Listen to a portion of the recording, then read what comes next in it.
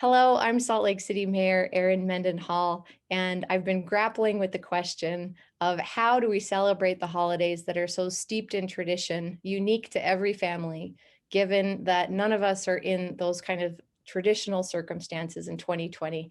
We're faced with this third wave of the COVID-19 pandemic, which is in very bad position here in Utah. Many Utahns are carrying the disease right now, some of them asymptomatic, not even knowing that they may be contagious. And at the same time, we've had direction now from the CDC directly advising Americans to stay home and not travel for Thanksgiving and try to celebrate with just the members of your immediate household. And so as we all navigate this on almost a day-to-day basis and evolve our plans to be safe, I am so pleased to have Elder Craig C. Christensen, area president for the Church of Jesus Christ of Latter-day Saints over Utah. Thank you, Elder Christensen, for being here with me today. Thank you. Nice to be with you, Mayor.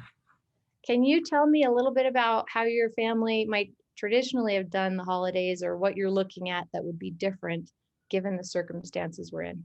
I think this whole year has been different for everyone. We've fared pretty well, but everything we usually did out in work, in school, in church, in worship has all been family focused, household focused. Our family is large. We've talked about ways that we might celebrate Thanksgiving and then into Christmas because we think it's going to go that long. And we've determined that really the purpose of Thanksgiving is gratitude and thanks. And so we don't have to get together and have a large family meal. We're going to do a virtual meal and everybody in their own house and turn on the cameras and show off our wares. But frankly, we've spent time just enumerating the blessings we feel as a family, even down to our smallest grandchild. And the same for the holiday season. I think it's good to take a step back from our normal commercialization of these times and focus on the true meaning. And that's been a wonderful thing for us.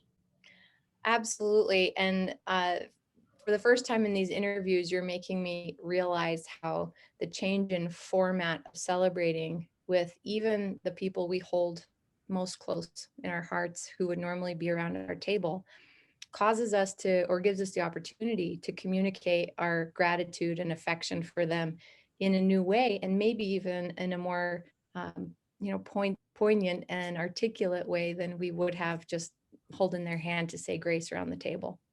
Yeah, so just a video like this, our grandchildren make their own videos and ship them to us.